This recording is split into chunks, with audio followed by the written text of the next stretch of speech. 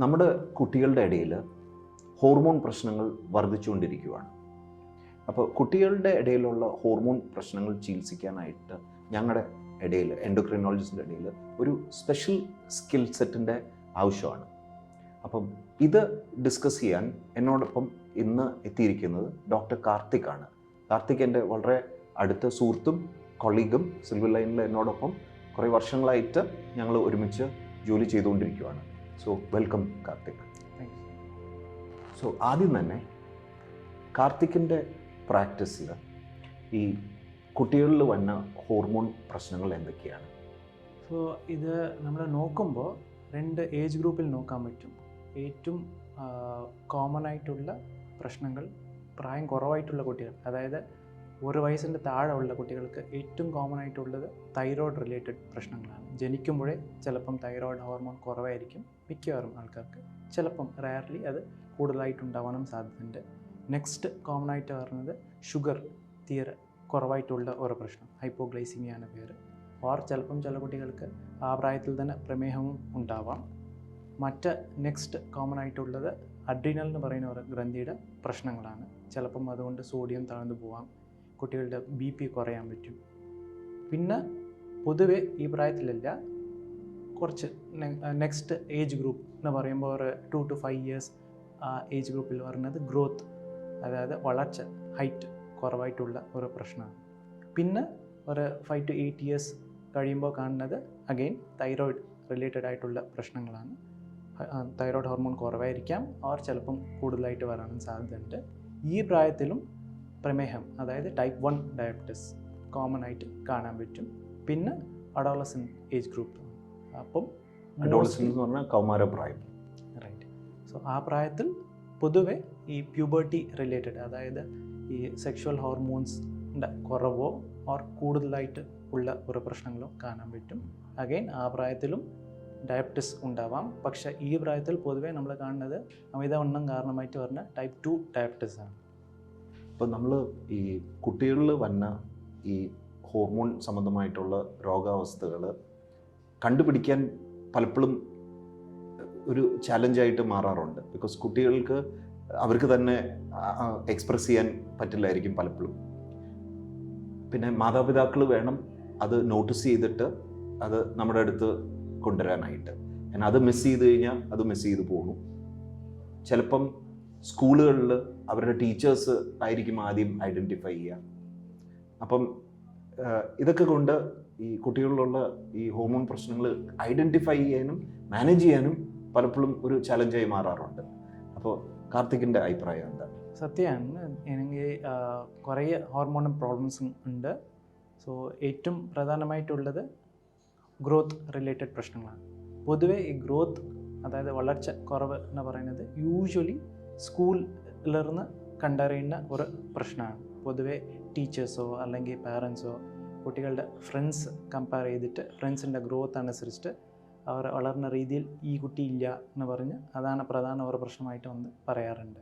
അങ്ങനെ കണ്ടറിയുന്നതാണ് growth related problems. പക്ഷേ പൊതുവെ അഡ്വൈസ് ചെയ്യുന്നത് എന്താണെന്ന് വെച്ചാൽ ഗ്രോത്ത് ചാർട്ട് എന്ന് പറയുന്ന ഒരു സിമ്പിൾ ചാർട്ട് ഉണ്ട്. അത് എല്ലാ പീഡിയാട്രീഷ്യൻസിൻ്റെ അടുത്തും ഫ്രീലി അവൈലബിൾ ആണ്. അത് യൂസ് ചെയ്യുമ്പോൾ ഈവൻ പാരൻസ് തന്നെ അത് നേരത്തെ കണ്ടറിയാൻ പറ്റും. എനിക്ക് തോന്നുന്നു കാർത്തിക്, സ്കൂൾ അതോറിറ്റീസ് അല്ലെങ്കിൽ ഈവൻ പേരൻറ്റ് ടീച്ചർ അസോസിയേഷൻസ് അല്ലെങ്കിൽ സ്കൂളിൽ അതിൻ്റേതായ ഒരു സിസ്റ്റം കൊണ്ടുവരാൻ ഉള്ള സമയം അത് means it's overdue. Where every year അവരുടെ ഗ്രോത്ത് അസസ്മെൻറ്റും അവരുടെ ഈ ബേസിക് ആന്ത്രോപോമെട്രിക് മെഷർമെൻറ്റ്സ് ഇതൊക്കെ സ്കൂളിൽ ചെയ്യാവുന്ന കാര്യങ്ങളേ ഉള്ളൂ. അപ്പോൾ അങ്ങനെ വരുമ്പം കൂടുതലും പിള്ളേരെ നമുക്ക് ഡയഗ്നോസ് ചെയ്യാം എന്ന് എനിക്ക് തോന്നുന്നു. What do you think? Definitely, തീർച്ചയായിട്ടും. ആ നേരത്തെ കണ്ടറിയുവാണെങ്കിൽ ചിലപ്പം വി ക്യാൻ ട്രീറ്റ് എഫക്റ്റീവ്ലി, നല്ല ട്രീറ്റ്മെൻറ്റ് തരാൻ പറ്റും. ആൻഡ് ഹൈറ്റ്, അഡൾട്ട് ഹൈറ്റ് എത്തിക്കാനും നമ്മൾ നേരത്തെ സ്റ്റാർട്ട് ചെയ്ത് കഴിഞ്ഞാൽ, ചികിത്സ നേരത്തെ സ്റ്റാർട്ട് ചെയ്ത് കഴിഞ്ഞാൽ the better the outcome. Means അവർക്ക് പൊക്കം കൂടുതൽ വയ്ക്കാനുള്ള സാധ്യതകളുണ്ട്. നെക്സ്റ്റ് നോക്കുമ്പോൾ തൈറോയ്ഡ് റിലേറ്റഡ് പ്രശ്നങ്ങൾ. തൈറോയ്ഡ് റിലേറ്റഡ് പ്രശ്നങ്ങൾ യൂഷ്വലി ലേണിംഗ് റിലേറ്റഡ് പ്രോബ്ലംസ് ആയിട്ട് കാണിക്കാൻ സാധ്യതയുണ്ട്. ചിലപ്പം മെമ്മറിയുടെ പ്രോബ്ലംസോ അല്ലെങ്കിൽ പിക്കപ്പ് ചെയ്ത് മെമ്മറൈസ് ചെയ്ത് എഴുതാനുള്ള ഒരു ബുദ്ധിമുട്ടായിട്ടോ ഓർ അമിതവണ്ണം അങ്ങനെയോ അല്ലെങ്കിൽ വീണ്ടും ഹൈറ്റിൻ്റെ കുറവ് കൊണ്ടോ അങ്ങനെ കാണിക്കാൻ സാധ്യതയുണ്ട്. തേർഡ്, പ്രമേഹം എന്ന് പറയുമ്പോൾ മിക്കവാറും ടൈപ്പ് 1 ഡയബറ്റീസ് ആയിട്ട് ഉള്ളതുകൊണ്ട് അത് പെട്ടെന്ന് കാണിക്കും. ചിലപ്പം പെട്ടെന്ന് ദാഹം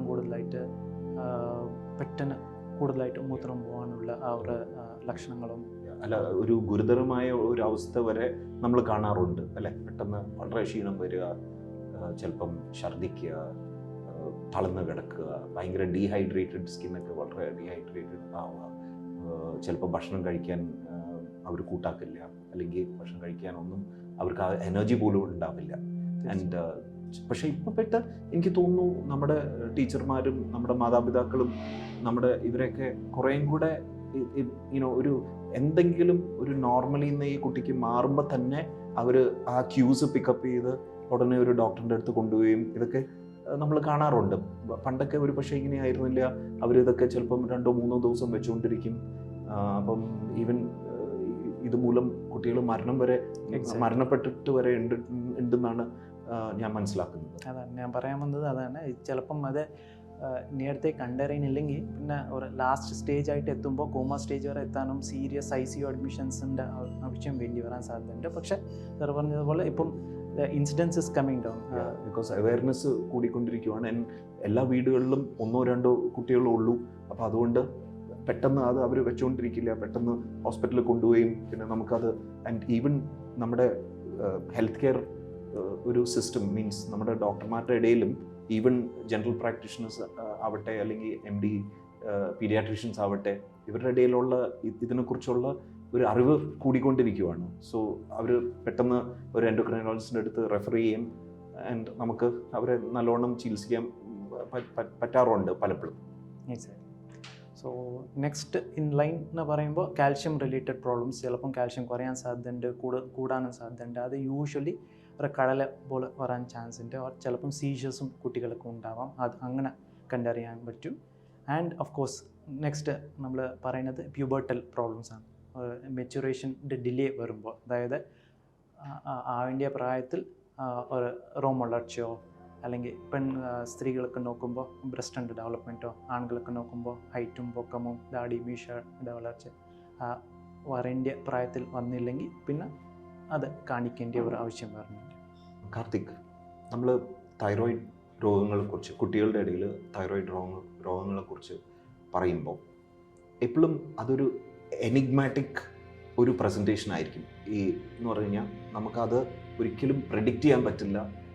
പലപ്പോഴും നമ്മൾ വിചാരിക്കുന്ന പോലെ ആയിരിക്കില്ല ഈ കുട്ടികൾ മാനിഫെസ്റ്റ് ചെയ്യുക. അപ്പോൾ ഇത് കണ്ടുപിടിക്കാനും അത് ചികിത്സിക്കാനും എപ്പോഴും ഒരു ചാലഞ്ചായിരിക്കും. അപ്പോൾ കാർത്തിക്, ഇതിനെക്കുറിച്ച് ഒന്ന് എലാബറേറ്റ് ചെയ്യുമോ? കറക്റ്റാണ് സാർ പറയുന്നത്, സത്യമാണ്. എന്താണെന്ന് വെച്ചാൽ മിക്കവാറും ആൾക്കാർ വരുമ്പോൾ ഏതേനും ബൈ ചാൻസ് കണ്ടറിഞ്ഞിട്ടുള്ള ഒരു പ്രശ്നം കൊണ്ട് തൈറോയ്ഡ് ചെക്ക് ചെയ്യുമ്പോൾ ആ കാരണവും തൈറോയ്ഡും റിലേറ്റഡ് എന്ന് വിചാരിച്ച് വന്ന് കാണിക്കാറുണ്ട്. പലപ്പോഴും ഇപ്പോൾ കുട്ടി പൊക്കം വെക്കുന്നില്ല, അല്ലെങ്കിൽ കോൺസ്റ്റിപ്പേഷൻ, അല്ലെങ്കിൽ സ്കൂളിൽ പ്രോപ്പറായിട്ട് പെർഫോം ചെയ്യുന്നില്ല, അല്ലെങ്കിൽ വെറും ഒരു അലസത, ഇല്ലേ, ഇങ്ങനെയൊക്കെയാണ് അവർ. പിന്നെ ചിലപ്പം കഴുത്തിലൊരു മുഴയായിട്ട് ചിലപ്പോൾ വന്നേക്കാം. റൈറ്റ്. സോ അതാണ് ഇപ്പോൾ ഇങ്ങനെ ലക്ഷണങ്ങളും കാണുമ്പോൾ കാരണങ്ങളും നോക്കണം. സോ കാരണം നോക്കുമ്പോൾ ഏറ്റവും ഇമ്പോർട്ടൻറ്റ് കൺജനിറ്റൽ ഹൈപ്പോതൈറോയിഡിസം ആണ്. കൺജനിറ്റൽ എന്ന് പറയുമ്പോൾ ജനിക്കുമ്പോഴേ ഉണ്ടാകുന്ന തൈറോയിഡിൻ്റെ ഹോർമോൺ കുറവ്. അത് മിക്കവാറും ജനറ്റിക് ആയിരിക്കും. ആൻഡ് യൂഷ്വലി ഇപ്പം കുറേ ഹോസ്പിറ്റൽസ് ജനിക്കുമ്പോഴേ സ്ക്രീൻ ചെയ്യാറുണ്ട്. ആൻഡ് ഇറ്റ്സ് എ മാൻഡേറ്ററി, മിക്കവാറും ആൾക്കാർ കമ്പൽസറിലി ചെയ്യാറുണ്ട്. ആൻഡ് ഇത് മാത്രമല്ല, തൈറോയിഡ് മാത്രമല്ല, മറ്റ് ജനറ്റിക് യൂണിവേഴ്സൽ തൈറോയിഡ് സ്ക്രീനിങ് എന്ന് പറഞ്ഞ ഒരു ക്യാമ്പയിൻ്റെ ഭാഗമായിട്ടാണ് അത് നടക്കുന്നത്. ഡെഫിനറ്റ്ലി. ആൻഡ് അത് കാരണമായിട്ട് കുറേ തൈറോയിഡ് പ്രശ്നങ്ങൾ നേരത്തെ കണ്ടറിഞ്ഞ് നേരത്തെ ട്രീറ്റ്മെൻറ്റ് നമ്മൾ തരാൻ പറ്റി. പ്ലസ് ഇത് റിവേഴ്സിബിൾ ബ്രെയിൻ ഡാമേജ് നമ്മൾ ക്യൂർ ചെയ്യാൻ പറ്റി. In the sense V prevented reversible brain damage. അല്ലെങ്കിൽ മിക്കവാറും കുട്ടികൾ ഒരു വയസ്സോ 2 വയസ്സോ കഴിഞ്ഞ് അന്നേരം തൈറോയിഡിൻ്റെ പ്രശ്നം കണ്ടറിഞ്ഞ് അന്നേരം പെർമനന്റ് ഡാമേജ് ആയി പോകും. ഡെഫിനറ്റ്ലി. സോ ആ ഒരു improvement in medical diagnostics is to be commended. I know, definitely. Second thing is ഇപ്പോൾ ഈ ന്യൂറോക്രെറ്റിൻ എന്നൊക്കെ പറയുന്ന ഒരു അവസ്ഥ നമ്മൾ കാണാറില്ല. പക്ഷേ ടെക്സ്റ്റ് ബുക്സ് ഇപ്പോൾ എൻ്റെയൊക്കെ ഒരു ഇല്ല, ഞാൻ ഇപ്പോഴും പണ്ടത്തെ അന്ന് നമ്മൾ കറക്റ്റായിട്ട് ചികിത്സിക്കാത്തതുകൊണ്ട് ഐ സി മെൻ്റൽ റിട്ടാർഡേഷൻ എന്ന് പറഞ്ഞാൽ ബുദ്ധി വളർച്ച കുറവുള്ള കുട്ടികൾ ഇപ്പം മീൻസ്, പക്ഷേ ഈ കുട്ടികളൊക്കെ ഇപ്പോൾ ഒരു 14, 15 അല്ലെങ്കിൽ 20 വയസ്സ് കുട്ടികളിലും വിളിക്കാൻ പറ്റില്ല, അങ്ങനത്തെ ഒരു ഇതാണ്. അത് എന്താണെന്ന് വെച്ച് കഴിഞ്ഞാൽ അന്ന് ഇങ്ങനത്തെ ഒരു സ്ക്രീനിങ് ഉണ്ടായിരുന്നില്ല. അപ്പോൾ കാർത്തിക് പറഞ്ഞ പോലെ അത് വലിയൊരു ഇമ്പാക്റ്റാണ് നമ്മളെ സംബന്ധിച്ച് ഉണ്ടാക്കിയേക്കുന്നത്, ഈ universal thyroid neonatal thyroid screening. Exactly. So അത് സാറ് പറഞ്ഞതുപോലെ അക്കോർഡിംഗ് ടു ഏജ് മാനിഫെസ്റ്റ് ആവുന്നതാണ്. സോ യൂഷ്വലി ഇങ്ങനെ ജനിക്കും കുട്ടികൾക്ക് ചിലപ്പം ബിലിറുബിൻ, അതായത് ജോണ്ടിസ് കൂടുതലായിട്ട് ഉണ്ടാവാം, പിന്നെ ടങ് നാവിടെ സൈസ് കൂടുതലായിട്ട് ഉണ്ടാവാം, പിന്നെ ഷുഗർ താഴ്ന്നു പോവാം, അങ്ങനെ സ്ക്രീൻ ചെയ്തിട്ട് ഉണ്ടാവാം. ആൻഡ് ഇങ്ങനെ സ്ക്രീൻ ചെയ്യുന്നതാണ് congenital hypothyroidism. And usually age ആകുമ്പോൾ സിവിയറിറ്റി മൈൽഡായിട്ടുള്ളപ്പം ഗ്രോത്ത് ഹൈറ്റ് നല്ലോണം ബാധിക്കും, വളർച്ച കുറവായിരിക്കും. പിന്നെ സാർ നേരത്തെ പറഞ്ഞതുപോലെ ലേണിംഗ് പ്രോബ്ലംസ്, ഏത് വാസ്റ്റ് വെറൈറ്റീസ് ഓഫ് പ്രോബ്ലംസ് ഉണ്ടാവാം. സിമ്പിൾ ലേണിംഗ് ഡിഫിക്കൽട്ടി തൊട്ട് മെമ്മറി പ്രോബ്ലംസ് തൊട്ട് റീറ്റെയിനിങ് പ്രശ്നം തൊട്ട് മാത്തമെറ്റിക്കൽ സ്കിൽസിൻ്റെ പ്രശ്നം തൊട്ട്. സോ അതുകൊണ്ടാണ് പൊതുവെ ഏതെങ്കിലും ലേണിംഗ് ഡിസബിലിറ്റിയോ അല്ലെങ്കിൽ പഠിക്കാൻ ഏതെങ്കിലും ബുദ്ധിമുട്ടുണ്ടെങ്കിൽ ഫസ്റ്റ് പീഡിയാട്രീഷ്യൻ എഴുതുന്ന ഫസ്റ്റ് ടെസ്റ്റ് തൈറോയിഡ് ആയിരിക്കും. ആൻഡ് ഓഫ് കോഴ്സ് മിക്കവാറും കുറേ ആൾക്കാർക്ക് അത് നമ്മൾ കണ്ടറിഞ്ഞിട്ടുണ്ട്, ട്രീറ്റ്മെൻറ്റും തന്നിട്ടുണ്ട്. And as someone ages, sir പറഞ്ഞതുപോലെ ചിലപ്പം സ്കിൻ റിലേറ്റഡ് പ്രശ്നങ്ങളോ ഇമ്മ്യൂണിറ്റി റിലേറ്റഡ് പ്രശ്നമായിട്ടോ വൈറ്റ് പാച്ചസ് ആയിട്ടോ അങ്ങനെയും ഉണ്ടാവാം. ഓർ കോൺസ്റ്റിപ്പേഷനോ ഓർ ചിലപ്പം റയർ ആയിട്ട് പ്രസൻറ്റ് ചെയ്യുന്ന ഹെയർ ലോസ് പോലത്തെ ഹെയർ പ്രശ്നങ്ങളും ഉണ്ടാവും. പക്ഷേ ഏജ് ആകുമ്പോൾ ഈ പ്യൂബർട്ടി ഏജ് എത്തുമ്പോൾ ചിലപ്പം ചില കുട്ടികൾക്ക് പ്യൂബർട്ടിയും ഡിലേ ആവാൻ സാധ്യതയുണ്ട്.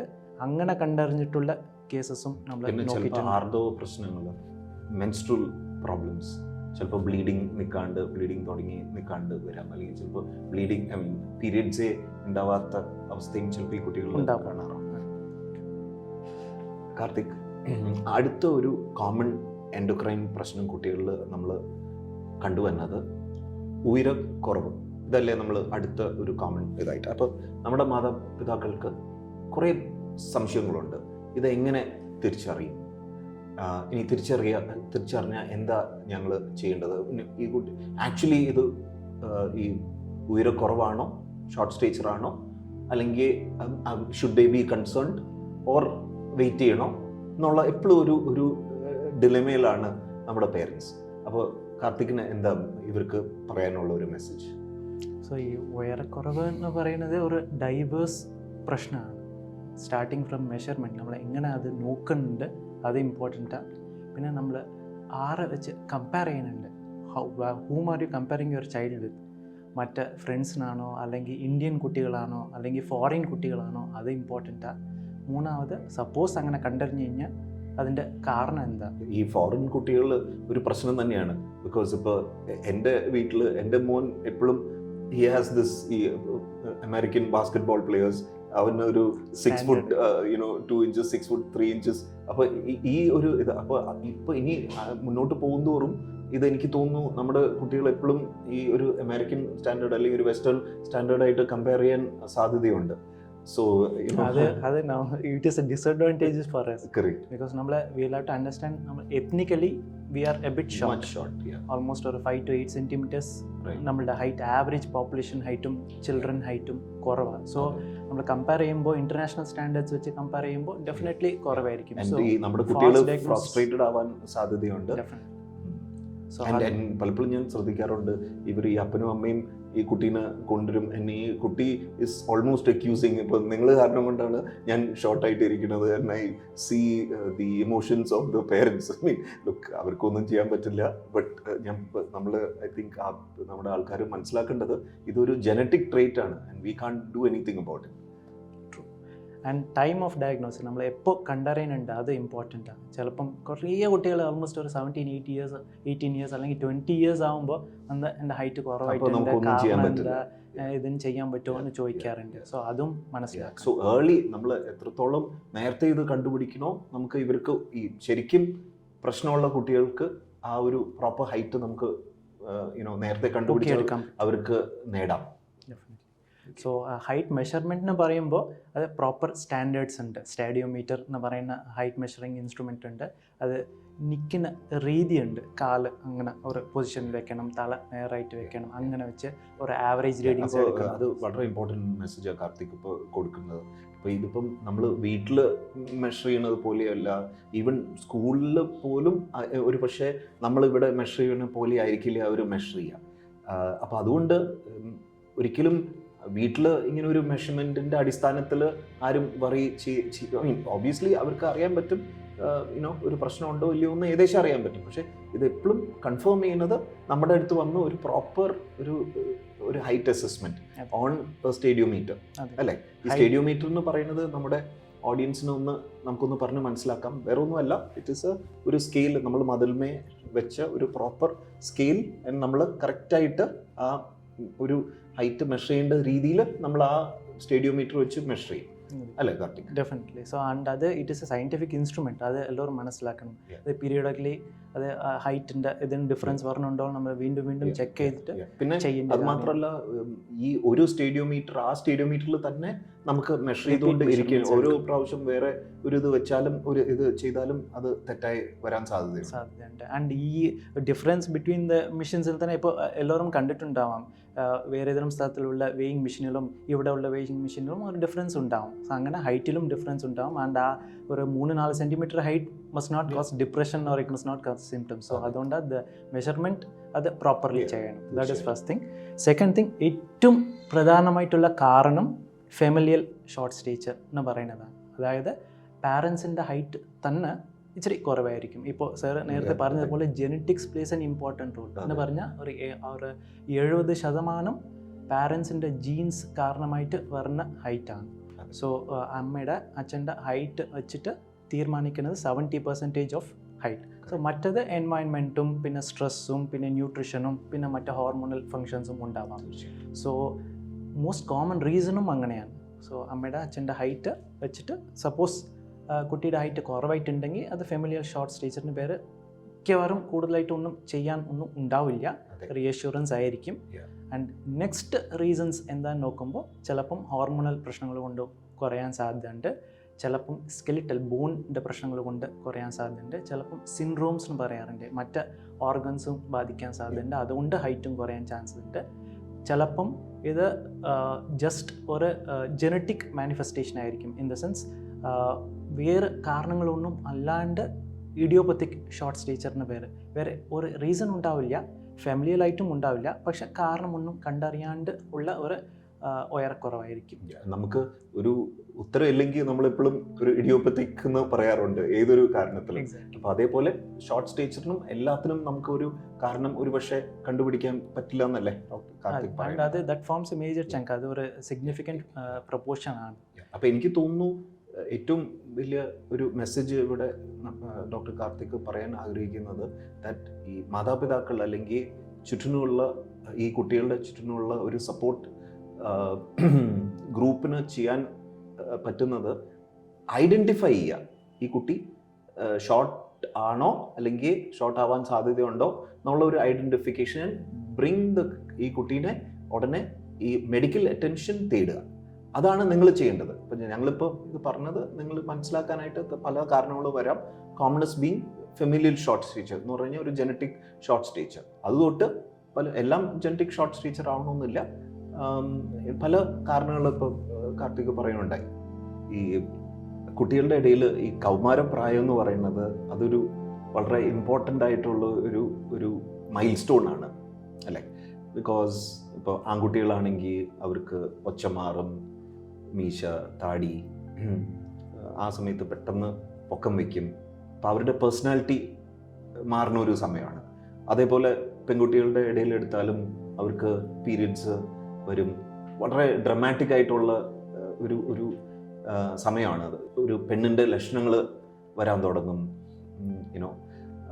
അപ്പം ഈ കഷത്തിലും ഒക്കെയുള്ള ഇടങ്ങളിലൊക്കെ മുടിയും ഇതൊക്കെ വരാൻ തുടങ്ങും. അപ്പോൾ അവർ ഈ കുട്ടികളെക്കുറിച്ച് തന്നെ അവരെക്കുറിച്ച് തന്നെ കൂടുതൽ മനസ്സിലാക്കുന്ന ഒരു സമയമാണ്. പിന്നെ നമ്മുടെ ഇപ്പോൾ മാതാപിതാക്കൾക്കാണെങ്കിലും ഇവർ വളർന്നു വരുവാണ്, ഒരു പുരുഷനാവുകയാണ് അല്ലെങ്കിൽ ഒരു സ്ത്രീ ആവുകയാണ്. അപ്പം അങ്ങനെ ഒരു സമയമാണ് ഇത്. അപ്പം ഈ സമയത്ത് കുറേ ഹോർമോൺ പ്രശ്നങ്ങൾ നമ്മൾ കാണാറുണ്ട്.